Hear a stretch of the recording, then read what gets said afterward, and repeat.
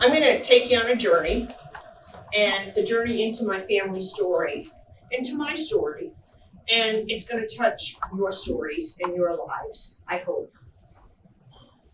I am so aware that tomorrow, November 17th, my mother would have been 100 years old.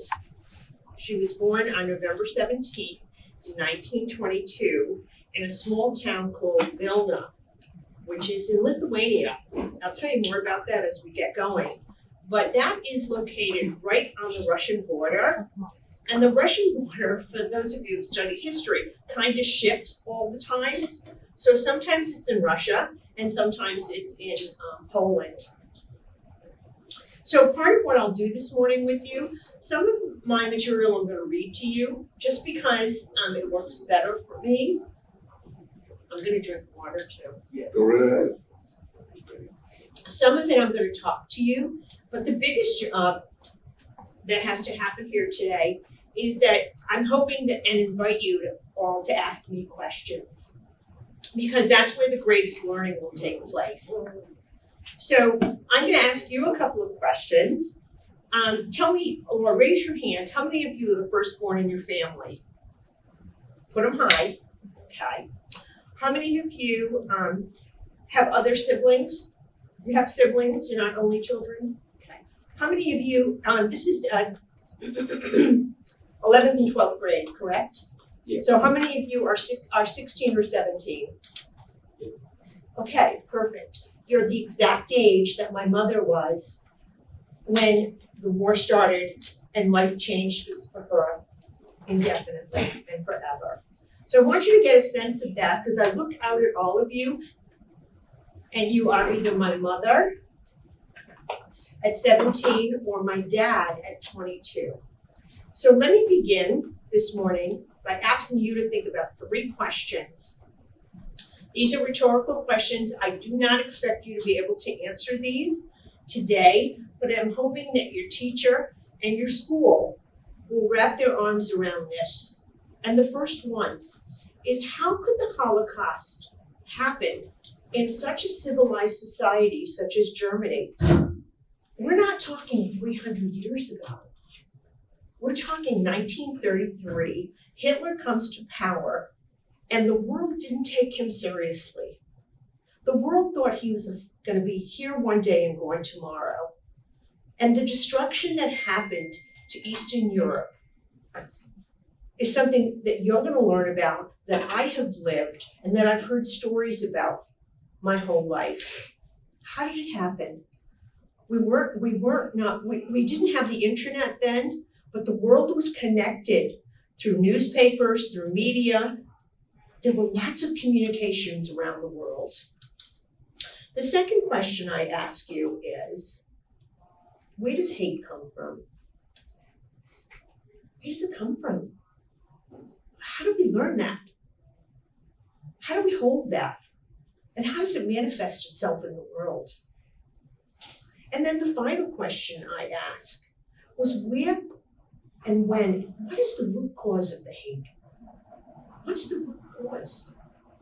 It isn't just on the surface. There's got to be something deeper that makes that grow like a cancer.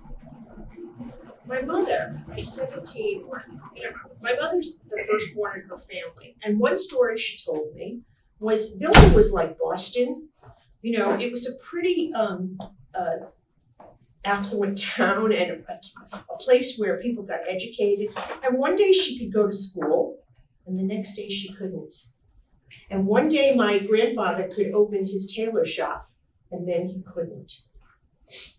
And then the next day she had to wear a yellow star, and then she could never take it off. So there were so many sanctions that happened in Germany that you're going to learn about, and that happened to a group specifically targeted and systematically murdered by the Germans. Slowly over time, the rights of human beings were taken away. And so, you know, we hear the number 6 million. That was the number of Jews that were killed in Europe. There were actually 9 million when the war started. That means that 2/3 of European Jewry were born. I want to frame that for you, and then I'll start my presentation. Anybody know how many people live in Massachusetts? Just shout it out. Okay, 6.8 million. Imagine for a minute, all of Massachusetts is gone. Gone. How many people, do you know how many people live in the state of Rhode Island? Million? 1 million. There was 1.1 million children killed. We wouldn't be here. We're gone. In totality, about 11 million people die in the Holocaust. So we have to wipe out all of the New England states. So I want to frame that as I begin. And some of what I told you, I'm going to read to you.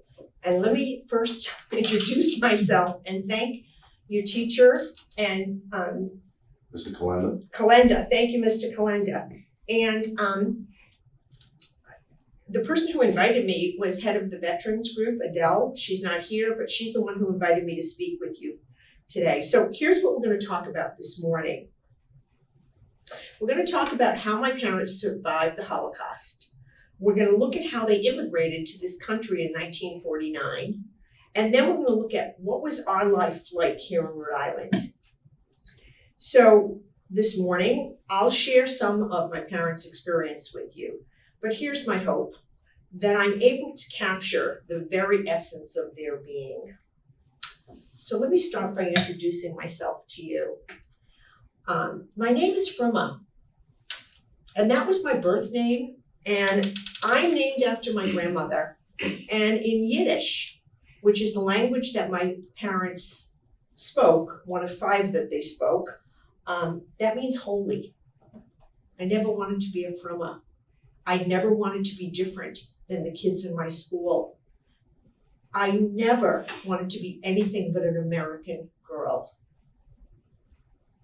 And I start my speech by telling you that because it's taken me a lifetime to understand the importance and the impact of the Holocaust and what the impact that it had on my life, my children's lives, and now my grandchildren's lives. So who am I, this Fruma? Well, I'm the daughter of Meyer and Rachel Spitzman, and both of whom are Holocaust survivors. I was born in a displaced persons camp. I'm their firstborn child. I was born in 1948, and I was born in a concentration camp that was then made a displaced persons camp called Bergen-Belsen. Now, Bergen-Belsen is in the northern part of Germany, and it was the home of about 20,000 survivors that were transported from different concentration camps throughout Europe. So, a little bit about my parents. They're both liberated from concentration camps in Poland. They're sent to Bergen-Belsen after the war, and that becomes their home for about 4 years, as well as the home, as I told you, to about 20,000 survivors from the Nazi death camps from all over Europe. So, I often wonder to myself, how did my parents survive? Really, how did anybody survive? And then I wonder, and this is so painful, how did the world remain silent? Where were those voices? So no matter how much I've learned about the Holocaust, I sometimes still find myself unable to comprehend the magnitude of the atrocities and the extreme to which humanity will go. So, each time I prepare for one of these presentations, I always find myself filled with so many emotions, so many memories of being a child of Holocaust survivors. So like you, I'm a student, and I continue to learn as much as I can about the shadow that lived in my home, the Holocaust. And that shadow, like a whisper, has followed me throughout my life, weaving a tapestry of memories that continues to unfold for me. So I want to take you a little bit into my family roots. And as I told you, my parents met in Bergen-Belsen. They married there, and they find hope in each other. That hope together fueled their fierce determination and extraordinary courage as they waited patiently to immigrate to America. So sometimes you'll hear that some of the survivors, they had three choices. They could go to Israel. My father said, no, fought in one war, I'm not going to another. We could have gone to Canada. No, too cold there, that's not going to happen. My father insisted on raising me in a free country, freedom. He would not give up his dream of freedom for his child. And for himself and my mother. So, in December of 1949, we land in a foreign country. And that country is New York. With the help of the United Jewish Appeal, we settled here in Providence with no family, no money, no language, no job, and no home. My parents' emotional wounds were very open and deep. But life continued. And my younger brother David was born just about a year later. Now we were a family of four. My father, Meyer, was my hero. And, I just never got tired of listening to his stories about life before the war. His memories of a large family with grandparents, aunts, uncles, and cousins was such a sharp contrast to our family of four. But if I look at my life, I'm going to tell you that it was my mother's death and that grief that led me on a personal journey to embrace the incredible responsibility of being a second-generation survivor. So I am the bearer of their memories, and I, in this stage of my life, have felt compelled to tell their story. So as I began to speak to groups about my experience of growing up as a child of survivors, I began to understand the impact of my parents' experience and my life, and I made a promise never to be silent again. I could be an American girl, just like you are, but my history and my life had changed dramatically because of what my parents survived. So as I told you, both my parents actually were born and lived in Poland for generations.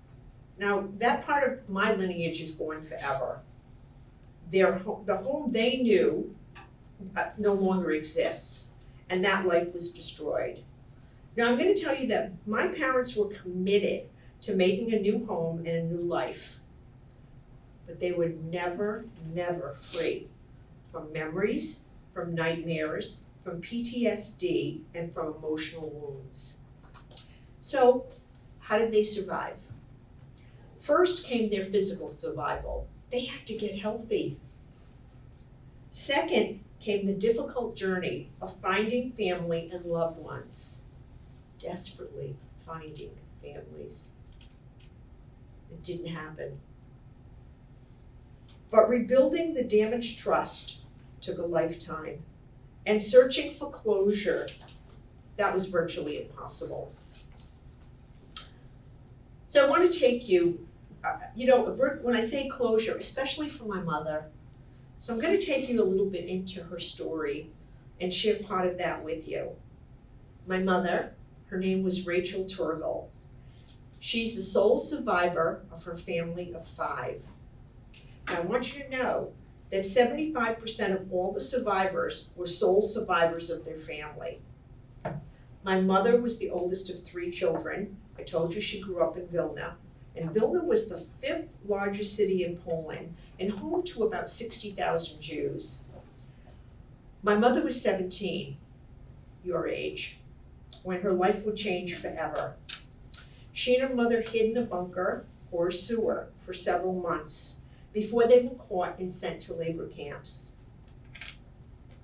My grandmother Frema was killed in front of my mother. And my mother is sent to a concentration camp. She has no one. Her two younger brothers and my grandfather were killed in the Pernar forest, and Rachel survived. So imagine, you're 17 years old, living all alone, with the knowledge that your family has been murdered, and somehow, inside of you, you still have the courage, the resilience, and the strength to live. There are so many stories about my mother's strength, but I'm only going to share two with you this morning. Somehow, my mother learns that her cousin is very sick, and she's in another barracks. And my mother, being who she is, she steals a piece of bread, and she, puts it in her the garments that they had given the prisoners. She sneaks out in the middle of the night, and she gives that bread to her cousin Asha. Now my mother is caught. She is stripped naked, she is beaten by an SS guard, and she is left for dead. But Rachel wouldn't die. My mother survives. Imagine about 5 years later, the war's over, and my mother is being transported with about 2,500 other concentration camp inmates on a German warship called the Capricorn, also known as the Nazi Titanic. I'm going to recommend that you get that book. A friend of mine, Robert Watson from Lynn University, wrote the book. I'll tell you about that in just a second. I got to the point where I told you, my mother's on the Capricorn. The British bomb the ship. They think it's a German warship. They do not realize that survivors are on the ship. This information is buried for 60 years. My colleague, Robert Watson, is the one who went to the archives and finds out that the British never wanted anyone to know they bombed the ship. With the ship ablaze and death surrounding her again, my mother Rachel becomes one of 200 survivors. She has no knowledge of how she survived. She arrives in Bergen-Belsen. She's sick, she's weak, she's afraid, she's alone, she's alive. That's in sharp contrast to my dad, because my dad lives in southern Poland. So Vilna is up here, and my dad lives right near the German border in a small town called Sosnowiec, which is actually about 10 kilometers from Auschwitz. That was a much smaller town, and there were about 30,000 Jews who lived there. They made up about 20% of the population. My father, Meyer, and his older sister, Esther, were the only survivors out of a family of 9. He's the eldest son. He had 4 sisters and then twin brothers. So can you imagine this enormous family? My father loved his country. He served in the Polish army, fighting the Nazis, and was in a prisoner of war camp and wounded twice. He told the story so many times about being able to escape while he was riding, in a train that was going over a bridge, and he slipped through a hole in the floor when the train slowed down. He saw somebody else go out, and Meyer did the same thing. That became his long journey of walking home. The train was at the Russian border, so he's going home. There's nothing for him to do in Russia, and he goes back to his home in Poland.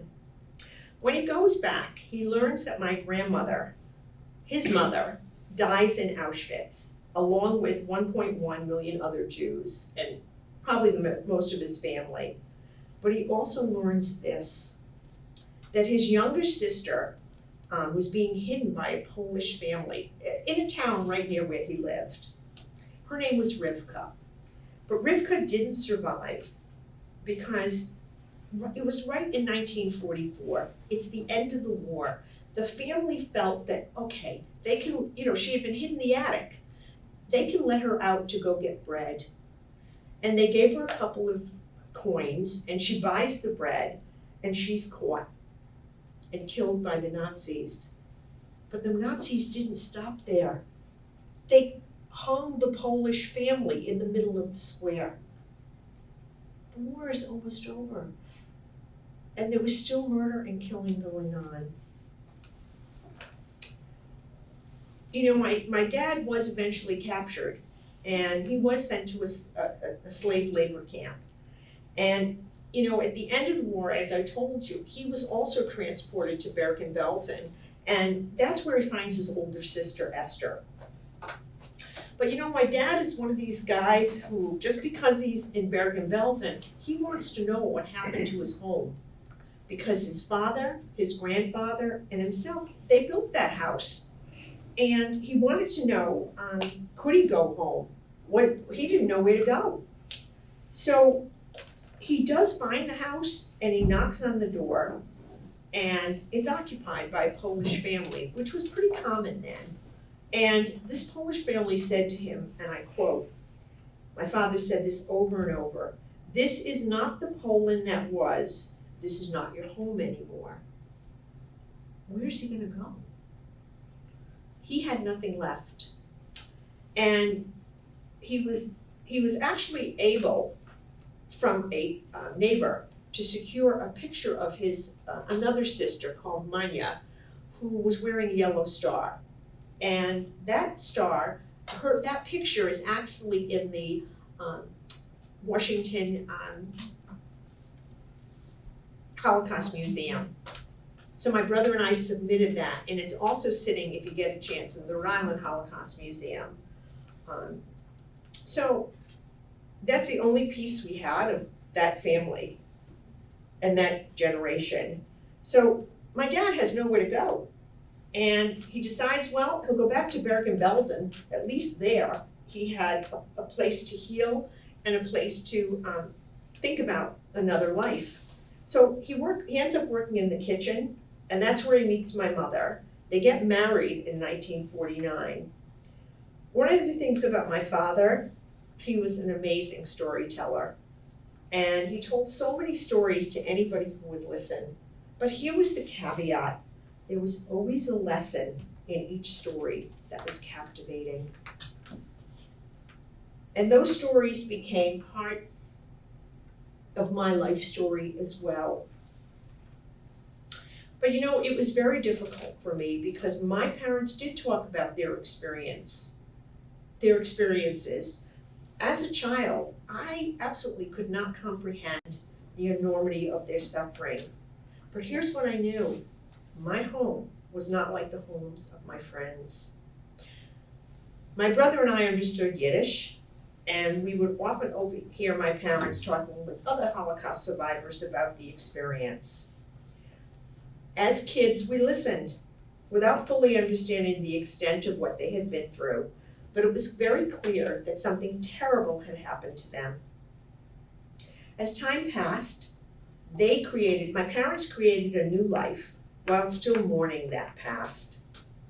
They both went to night school, they worked, they became American citizens within 5 years of their arrival to this country. They spoke 5 languages. English was last.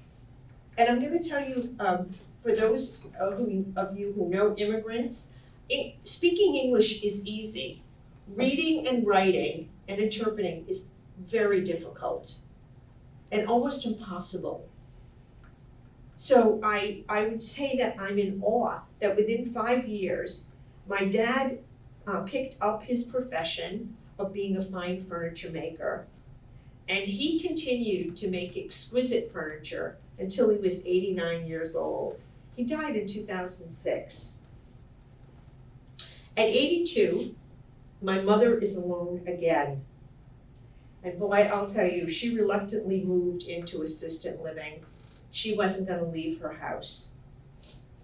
And yet, we were lucky because in her new home, she was loved and she was cared for. But when my mother was taken to the hospital, I was sure I was gonna be taking her home. She had 9 lives. She survived so many times. You know, I rushed to the emergency room, I held her hand. You know, we laughed, we ate lunch, but then the devastating news came. My mother wouldn't survive the weekend. So from Friday till Sunday night, we slept in her room, slept on the floor, slept in a chair, or in the other bed. We never left her alone. And you know, when you're at the end of life, there's some drugs they can give you to make the pain a little bit less difficult. But there was one drug that put my mother in perpetual nightmares. And my brother and I insisted that they wait till the absolute last minute to give it to her, because my mother was someone who had nightmares every single night. And that, I did not want that to be her last moment of living. So as she took her last breath, David and I were in her room, and we were silent for a long time because a part of us was gone forever. You know what? Now there were only gonna be 2 of us, only 2. So my parents did get to see their family rebuilt. They definitely beamed with the birth of each grandchild and great-grandchild.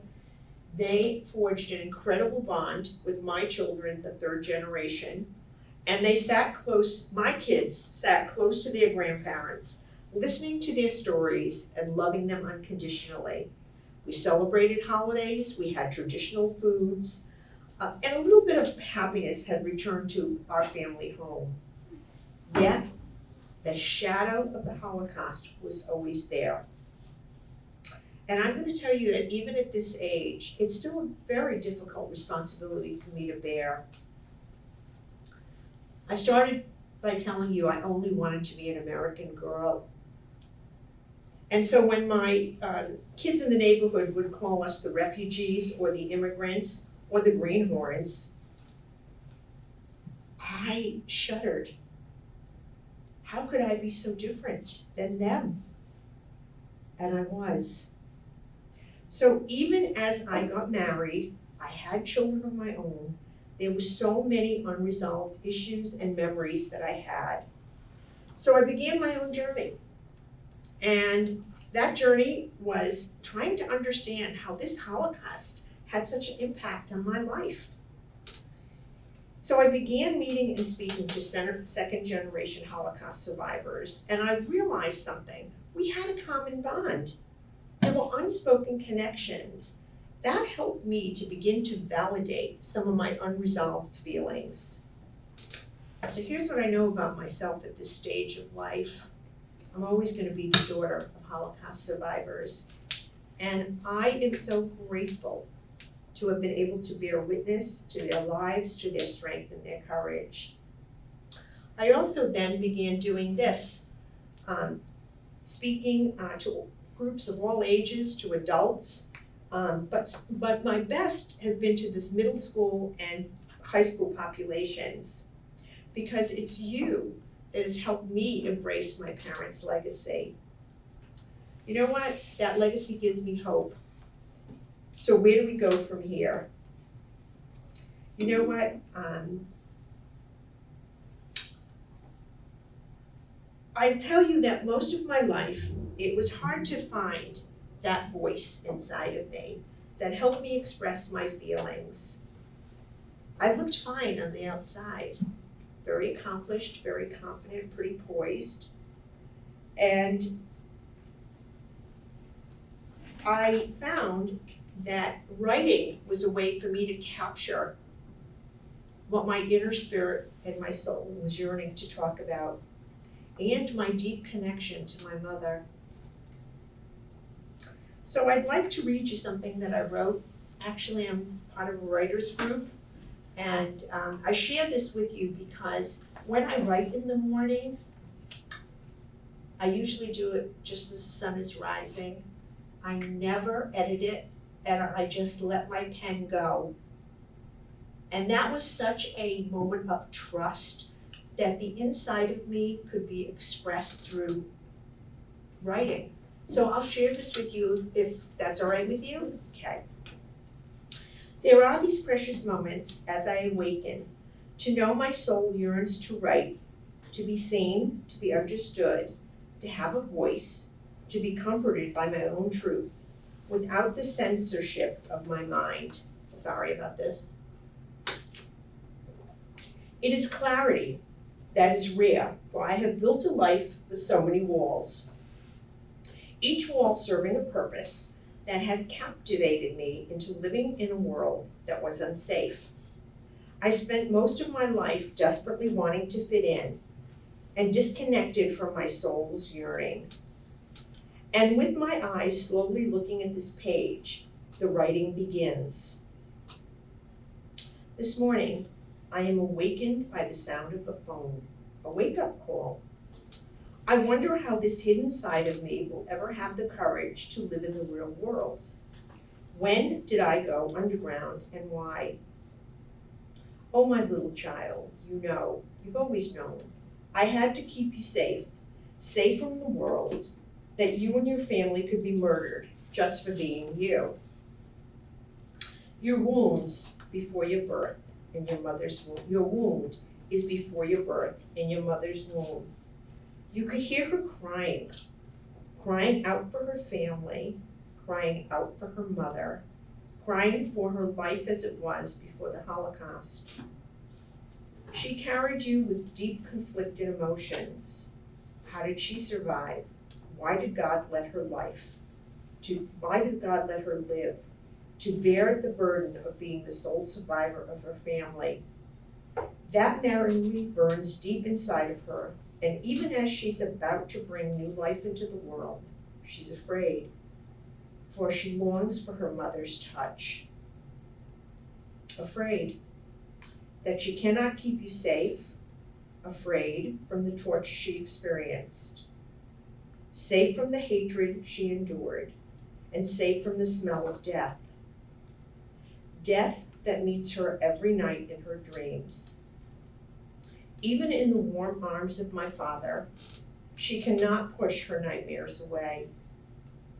He is broken too, lost and afraid, but loving you has given his life meaning. Anxiously awaiting the birth of his first child, me, his dreams are different, dreams of hope that could not be killed by the Nazi. So he waits for her tears to subside and moves closer to her, feeling my life in her belly and dreams of the future and looking into the eyes of his unborn child. He only hopes that his love is enough.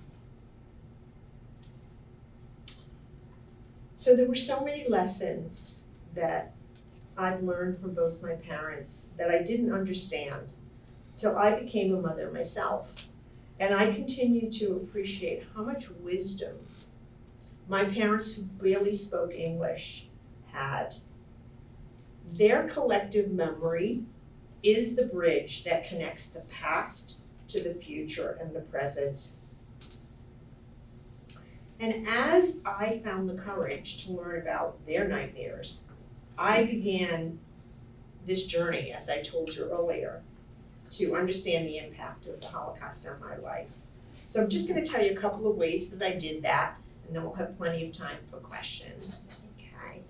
So the first one I told you is that I began to meet other Holocaust survivors and learned that we had this common bond. You know, I started out by telling you my name is Firma. Now, how did I become a Francine? Well, you walk into kindergarten and they say, "What's a Firma?" They called me Francine. On my passport, on my social security number, on my birth certificate, not on my birth certificate, on my 2 marriage certificates, My name is Francine. I could not get married for the second time because my German birth certificate actually had my name spelled wrong. They had it in German. So I guess I would say to you that at this stage of life, not only am I a frumma to those people close to me, but my grandchildren call me frumma. And I finally can proudly wear that name that my mother bestowed upon me. So, where my journey started, I'm just gonna give you a couple of snippets here. It was in 1983. It was the first time that the American Gathering had held an assembly of Holocaust survivors and their families in Washington, D.C. There were thousands and thousands of people. Now, none of you were born then, because it was President Reagan who spoke to us.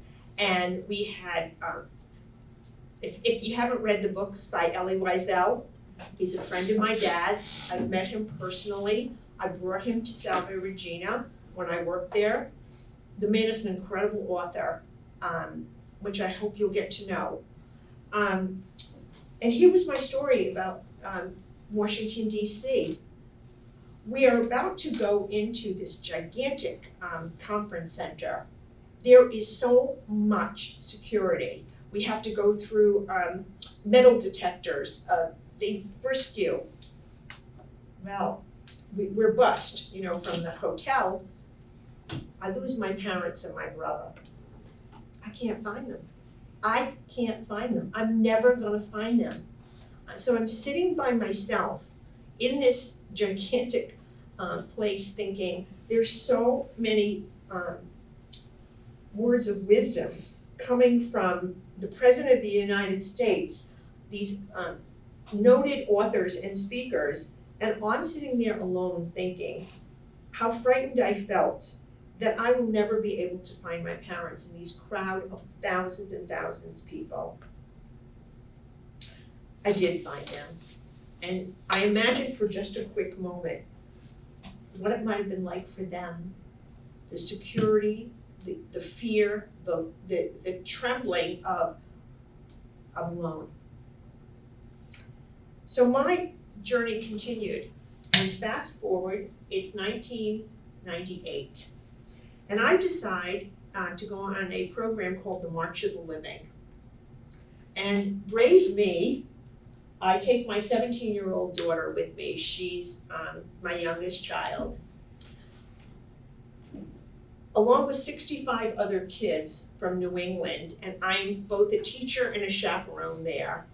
Not knowing what I'm going to begin to experience, I figured this is a wonderful educational journey. I have this ability to learn and integrate and intellectualize, but really not yet to feel. So I'm going to share one quick story with you.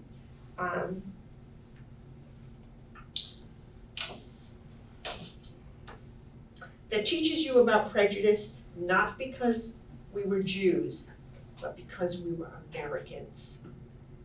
Now we're about to enter Auschwitz with about 7,000 kids from all over the world. That was part of this mission that we were on, the March of the Living. We only had 65 from New England. So part of the program was we stopped at a firehouse, which was actually the oldest temple in that part of Poland. Now, what was amazing, my dad had told me about that temple. And we had school buses like you do, the yellow buses, and we got off the bus, the kids put the fire hats on. For those of you who are teachers, you know how this goes, everybody back on the bus. But here was the problem. We had Polish guards with guns. They were with us the whole time. They didn't speak a word of English. I spoke to them in Yiddish. They spoke to me in German. I'm translating to the kids in English. Now, are you imagining this for a moment? This is confusion. Now, here comes the hell. The Polish police are right behind the yellow bus. What's the problem? They said that 2 of my kids stole fire hats from that temple, the shul, and we are being detained. Why?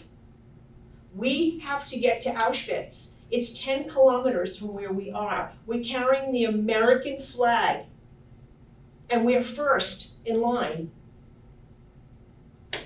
We can't leave. Nobody's speaking to each other. I'm desperately trying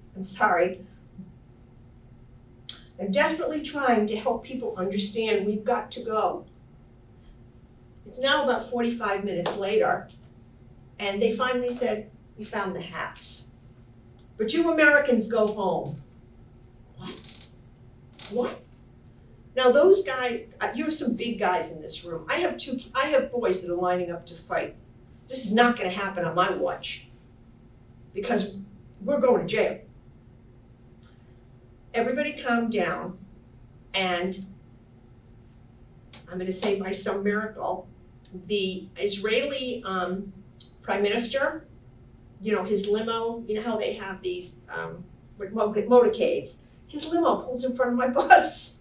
We get to Auschwitz with about 3 minutes to go. But the story doesn't end there. Everybody gets off the bus. The kids all go through. And there's a sign that I don't know if your teacher has shown you yet.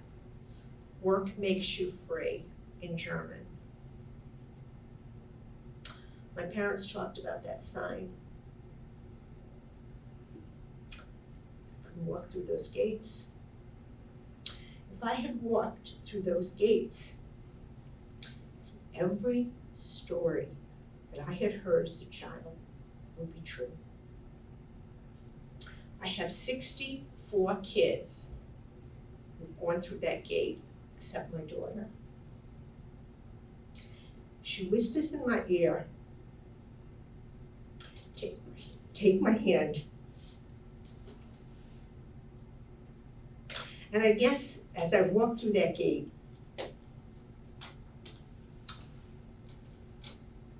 it's my moment of truth. That I would never be anything except that daughter. And now my daughter, who was 17, was holding me so we could make it. And we did make it. And we carried that flag. And that night, because part of my responsibility, of course, as a teacher, was how do we debrief what we had just learned with the kids. And having the Polish citizens along the street throw rocks at our bus because we were Americans. We were human beings. We were kids. We had the right to be there, and we had the right to live. So I tell you that story because that had a profound effect on my life. This group of 7,000 kids walked from Auschwitz to Birkenau. That's about 2 miles in total silence.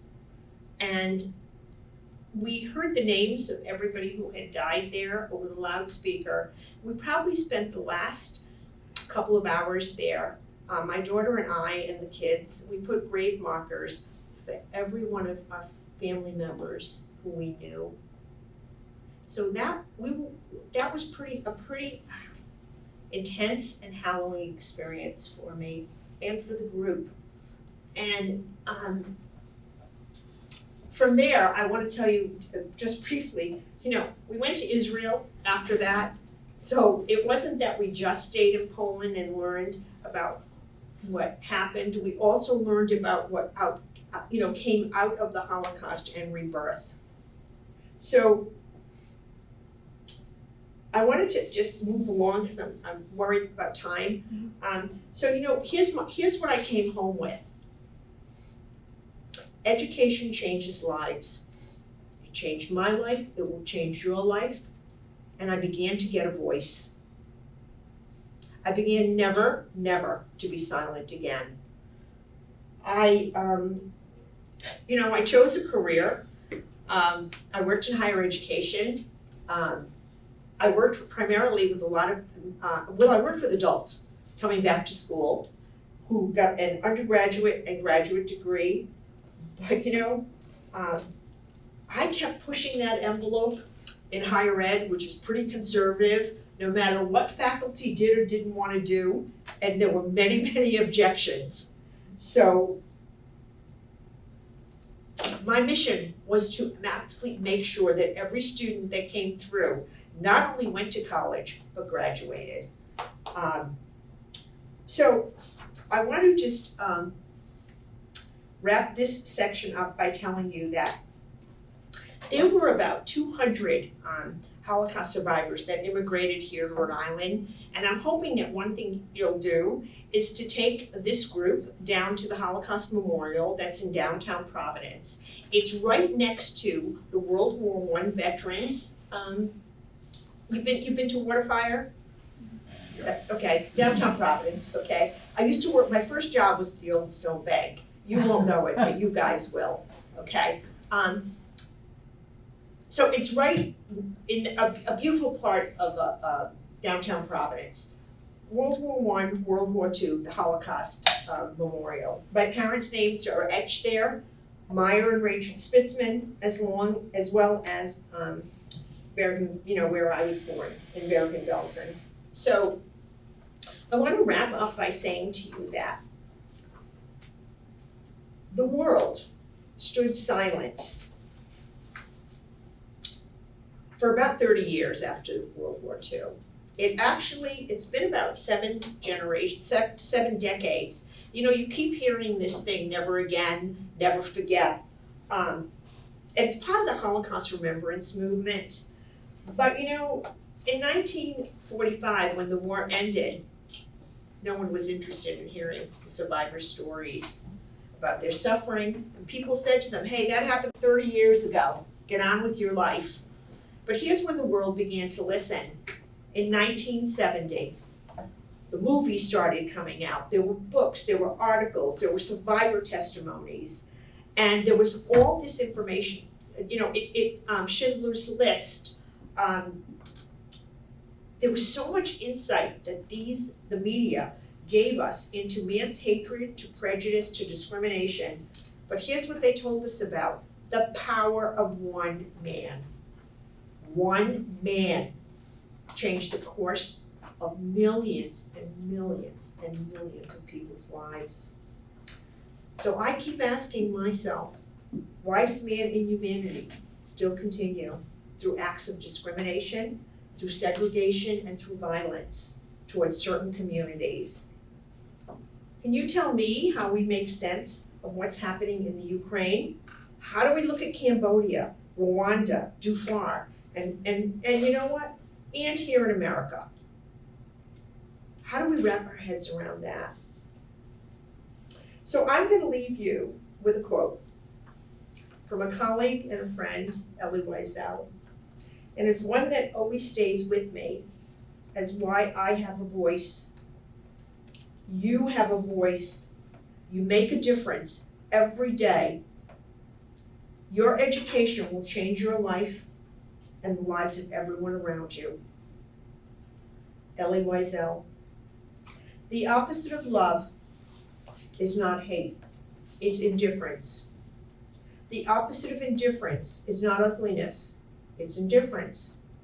The opposite of life is not death, it's indifference. We will never forget, and I ask you to never forget. So I want to thank you for being witness to my story this morning. And I asked you to think about 3 questions as we began, and now it's your chance to talk to me, and I'll answer anything that you want to know. And so we've got a good one, yeah. I just wanted to say, how did your parents cope or live with their nightmares and the loss of their family, and your father's dream of having a big family, just taken away? How did they live with it?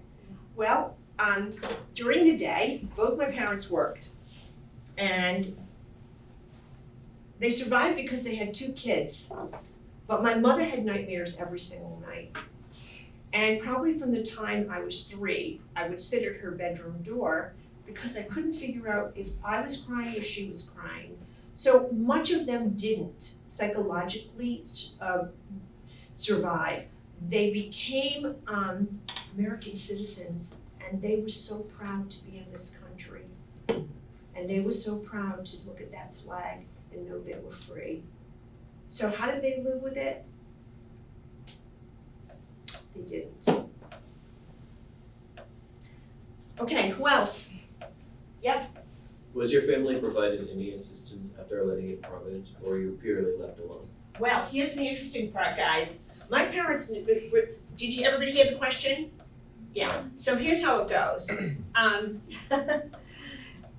There was this, you know, like they have United Way, you know, now they have like help for immigrants. Well, yeah, so my parents come through Ellis Island. Any of you been there? Ellis Island? Okay, so it's kind of remote. And you gotta take a boat to get to Manhattan. So they go through Ellis Island, and my mother sits on the suitcase and she has me on her lap. Now, remember I told you, my mother comes from a town like Boston, you know, Providence, pretty sophisticated. My father comes from like a farm, you know, a little more rural. And she sits there and she said, Meyer, New York is a dump. It's a dump. I'm not going anywhere. Well, where are they gonna go? They don't know anybody. He was so desperate that he took the first place that they would take him, which was Providence. They did have a sponsor, and the sponsor was actually a lifelong friend of my parents. My mother they took no money. Those of you who know Providence, I grew up on Eaton Street near Providence College. Yeah? Okay. We both grew up in Providence. Okay, Eaton Street. Yep. We lived there in a 3-family house on a second floor, and so there was no if there was financial assistance, my parents weren't taking it. They were very proud people. They were making it on their own, or it wasn't going to happen. You know. You said your dad made fine furniture. What did your mom do? Well, So they both worked. So. yeah, my dad worked, for those of you who know Seacon, Leonard's Antiques, and here was my father. This was my parents' house on Saturday mornings. I told you my father was a great storyteller, and he befriended the lawyers, doctors, the adjutant general of Providence, and they would all roll in Saturday morning because they wanted to see his furniture. And down they went to the basement. I ended up growing up in Providence on the east side, near Miriam Hospital and Brown University, you know. And so it didn't matter that my parents didn't speak great English. What mattered is that Meyer had such a sense of himself. He never made a lot of money, but the edges on his work was a work of art. And he has left my children high boys that, if you look at colonial America, you'll know what that is. They're beautiful pieces of art, work of arts. So that mattered more to him than making money. And what did your mom do? Oh, my mother worked at the Old Stone Bank. Oh, did she? At first, my mother worked in a jewelry factory in Providence.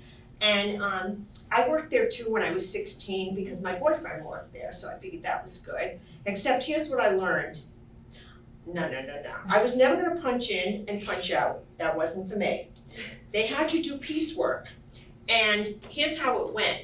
If you went too slow, you didn't make money. If you went fast, the lady behind you would scream in your ear because the price of what you did would go down. And I said, I'm going to college. This is not happening to me. No, all done. So my mother went from working at the factory to working at the Old Stone Bank, and she worked in the cafeteria. My mother mastered, this is before your time, guys, registers, you know, the electronic register. She taught everybody, right? She ordered. She knew what everybody loved for their favorite donut. The president of the bank would come down and sit with Rachel, you know, before everything opened. So my mother was, she was amazingly smart. And that's what my mother did. So who else? Now don't think that I didn't bring a bunch of questions for you. So I did, but I want you to ask me. Francine, Yeah. can you explain to the students and myself the difference between a displaced camp and a concentration camp. Sure, yeah, absolutely. The concentration camps were set up as killing machines. The people that were in the camps actually came out of something called the ghettos. And the ghettos were people, they would empty the town and stuff people into like 1 or 2 square miles. They would empty the ghettos and people were sent to the concentration camps to be killed, either through gassing or murder, guns. Most of the time after 1942, it was gas chambers. The displaced persons camp is after the war. What are we gonna do with these people who survived? They're sick, they got nothing. The displaced persons camp was a holding center of where people went before they immigrated to another country, if they were lucky. So that was a rebuilding, a place to get renewed.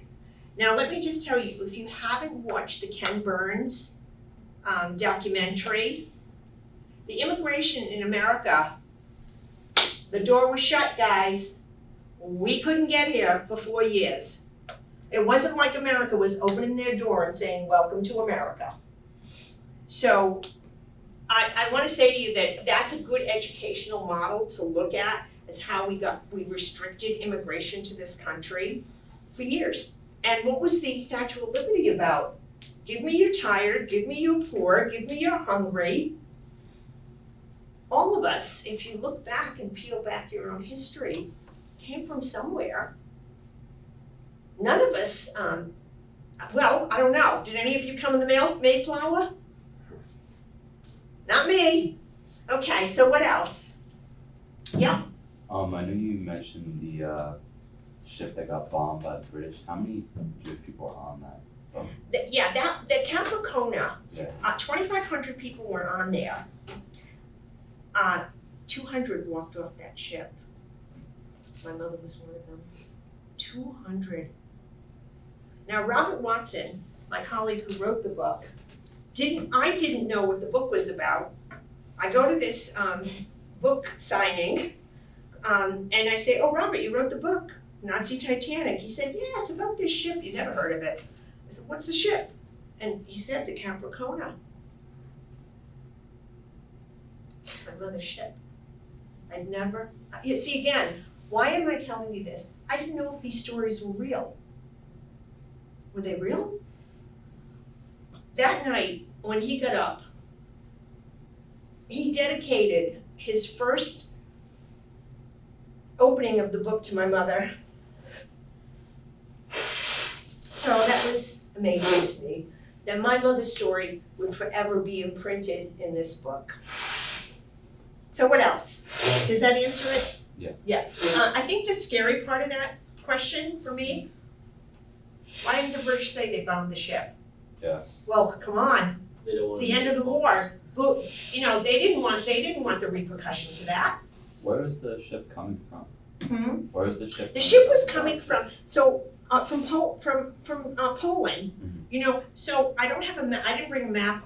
Sometimes I do have one. I just have the big one. Okay, so that's not going to help. But No, all right, so it's can you fine. imagine the people that are still alive, barely alive?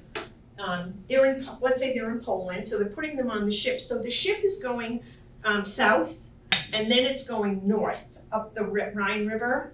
So it is in that trip. It is in that trip that's where it gets bombed. Yeah. Yep. So and maybe this is just me, I think it's kind of ironic that we come up with the idea of saying, try not to forget these things and Yeah. like, don't forget it, and then like we make, and I've always been like, me and my father are really big history buffs, and my dad Yeah. loves like reading about the Holocaust and stuff. And I was talking about it with him one day, and we were reading one of these stories, and it was the tattooist of Auschwitz, and we Yeah. were reading about that stuff, and he was saying like how inhumane the idea is that these people are being just pushed off to the side. Mhm. And I said it to him, and I'm like, but sadly that's how it was. And I'm like, no one really, and I'm like, the U.S. didn't really care, and like we didn't really realize anything until later, and that's where it's kind of like it's hard for me to really take that in, or any situation like that, or anybody to take it in, that like we have all these power and like we have all this power and we're such a huge country, we can do all this stuff, but something's going on over here, we don't even realize it. It's like depressing to even think about that and be like, we have all this and then right here, we're not even doing anything about it. And that's why I said to you, that, you know, I could not integrate this. How could I sit and integrate this in my head? How? You know, I will say to you, there's so many stories about, why didn't the Jews fight? Why didn't, somebody's lining you up and you're not gonna, fight back? Guys, the Jews did fight. But if you're standing there with your 3 kids and your mother, and somebody's gonna say, you don't do what I say, I'm killing them, life looks different. I will say to you, keep reading those books. There's so much about humanity and, you know, I went to a funeral yesterday, and that's why I'm so sorry, I was a little confused That's about the okay. date. 41-year-old son of a friend of mine dies. Heart attack, family is distraught. In the Jewish religion, we bury almost right away. You don't even get a chance to hit the ground, and you're in the ground. But here's a tradition that my parents taught me, I have taught my kids, and I have taught my grandchildren. I need closure every single time there's a death. And part of our tradition is that we take a shovel and we put 3 scoops of dirt on the grave. Now, some of my friends who I was with, they can't do that, it's too morbid. And I stood there doing that thinking, I'm standing here alive, I'm standing here honoring this man, and I'm helping him release his soul. So, you know, I am privileged to do that. So I say to you, each one of you in this room has a voice. Each one of you has a belief system. Fight for it. Never, never, if I can say never again, no one's ever gonna stop my voice. I'm just gonna be, I kinda want you to ask me, but I'm just gonna tell you one quick story. So I told you I worked in higher ed, and I brought online learning to 3 universities that, about 25 years ago. Now here's what the faculty said to me. They grieved me to the union. Well, keep grieving me. Because they did not want to change the way they taught. They did not want to have to learn something new. But guess what? The world was going in that direction. You're the product of it. Look what happened during COVID. I had to fight so hard to get online. This is a small example, okay? Online learning into an educational system that wanted nothing to do with it. That did not want to put a dime towards the licensures that would occur or to the training that had to happen. Guess what? I got grieved at the union. We still got online learning. And you are the product of having that today. So, more questions from you, because I feel I'm doing a lot of talking. Come on, yep. Were there any things you noticed or like certain things that your parents did out of tradition or something around your household that that were different from other people that maybe were because of their time?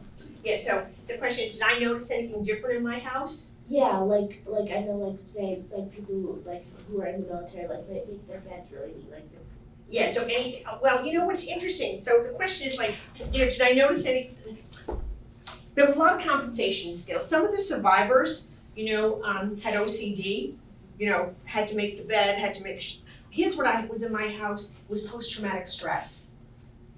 It was my mother, more so than my dad, but anything could trip her, and you wouldn't know. But did I notice it? Of course I noticed it, and some of it impacted me. A lot of it impacted my brother. For those young women in the school, in this room, I was the girl, he was the boy, he went to private school. Do I have to say any more? And,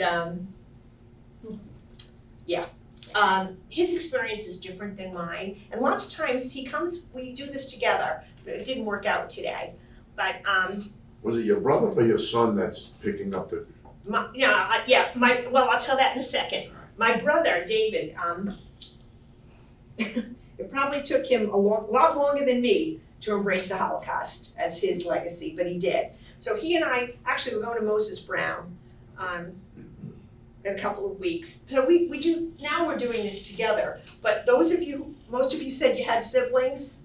Yeah, I probably had the biggest fight with my brother in the parking lot of Duxbury High School. 400 kids that we're gonna speak to, and he's telling me what I can say. Do you think that's gonna happen? Anybody? No. I wanna tell you that after we finished the fight and I stood up for myself, we both started to cry and we hugged it out and said, Dave, I'm not trying to change anything you have to say. Don't try to change me. It's probably when we both shifted and we were able to speak together, even though we'll come at this from very, very different points of view. My son is, how old is he? I don't know. I'm gonna say he's 43, I guess. My son also teaches in higher ed. And he's a college coach and teaches in higher ed. And he's dyslexic. And so why I tell you that is he had a lot of learning challenges growing up. But he has said to me recently, Mom, you're gonna be too old to tell this story.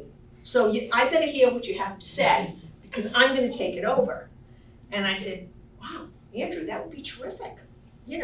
Because he also knows it, but has asked me if he could join me. Couldn't join me this morning. But here's one that's even better. My grandson, Meyer, is named for my dad. He's 7 years old, and I'm speaking at Temple Emmanuel in Providence, kind of a big temple. And I always like to see where I'm gonna speak before I go, So I go early to the temple, and a lot of people knew my dad, and they're talking to Meyer, and you're named after your grandfather, we know him. All of a sudden, Meyer says to me, I don't know what's wrong with these people. Do they think I don't know anything? I know there was a war. And I said, so okay, Meyer, tell me what war it was that we're talking about. He said, it was the Civil War. Oh no. And maybe on that note, the Civil War, it's our job to educate, guys. It's our job to educate. So I am never afraid to talk to my 7-year-old grandchildren, not in the graphics that I might have described here, but here's what I'm talking to them about. Learn everything you can. Speak up. If you see prejudice, if you see hatred, if somebody's bullying you, push back. That is your given right.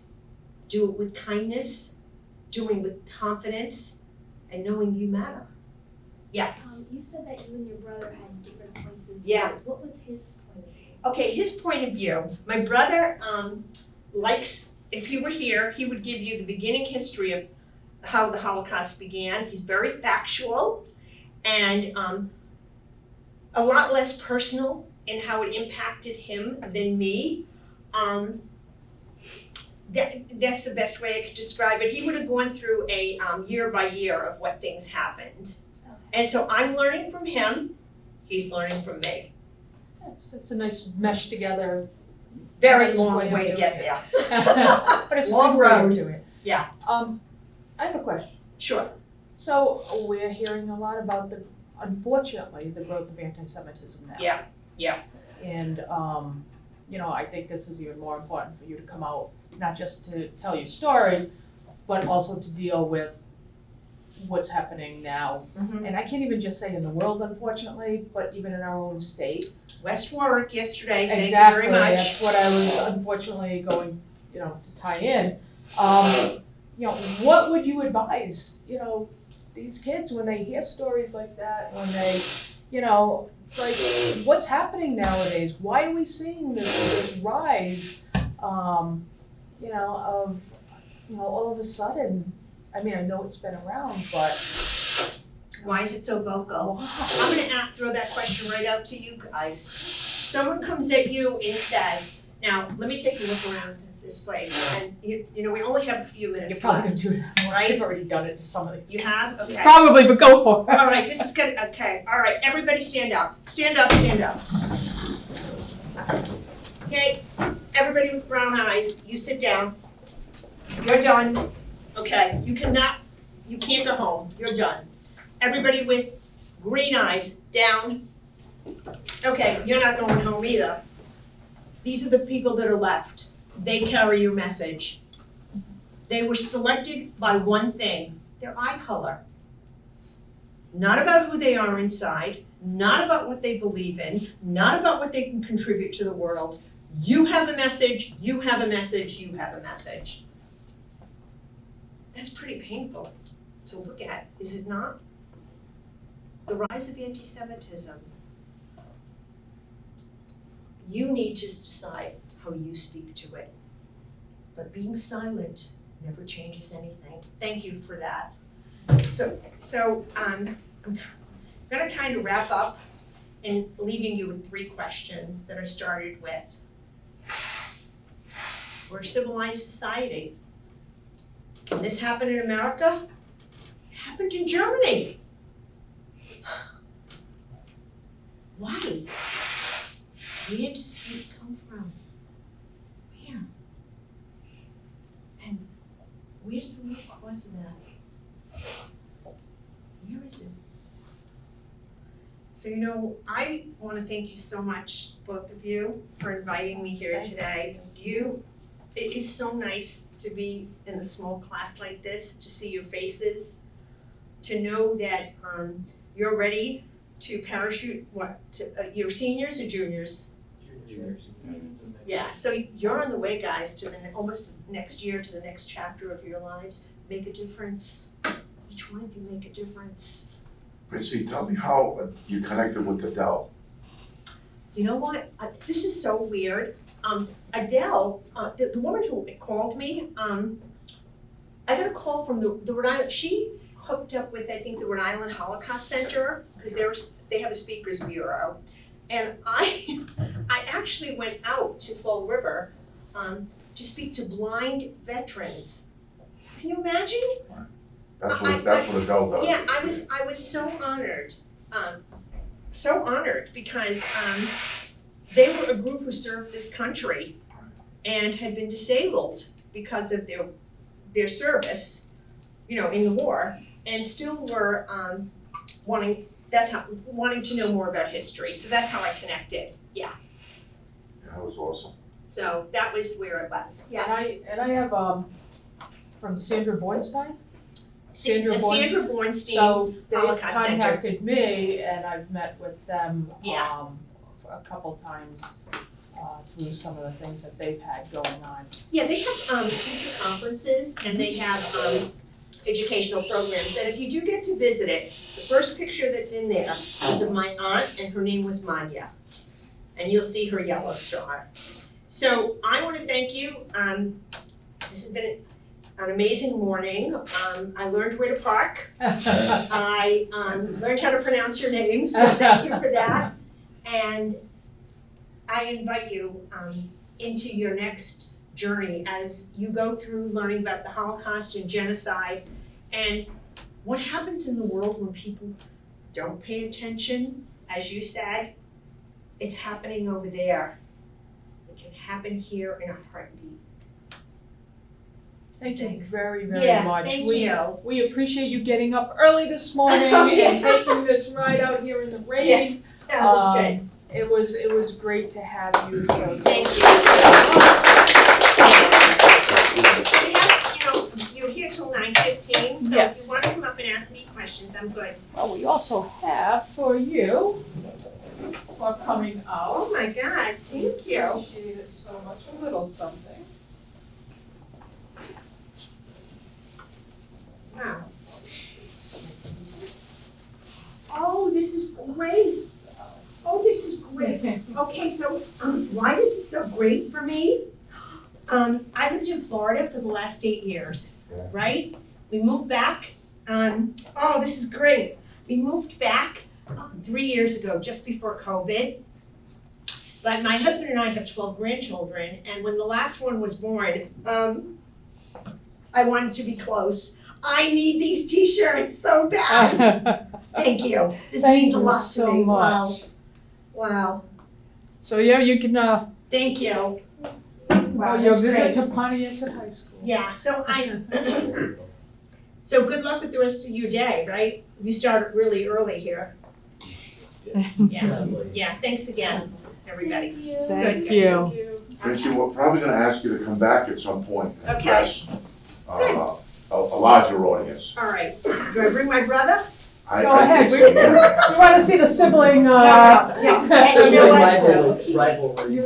Yeah, he's absolutely great, you know, my brother was blonde and blue-eyed. You see this? It wasn't this color. So we couldn't be any more different, and yet we're so connected and so much more alike than I realize. Dell's actually coming tomorrow with a group of blind veterans. Oh, wonderful. To speak to another group. Yeah, And she thought you were gonna be with her, but yes. I said it That's where it the needed to be confusion said, was, yeah. I think, It's you know, okay. yeah. Okay. So thanks again, guys. That's awesome. Okay.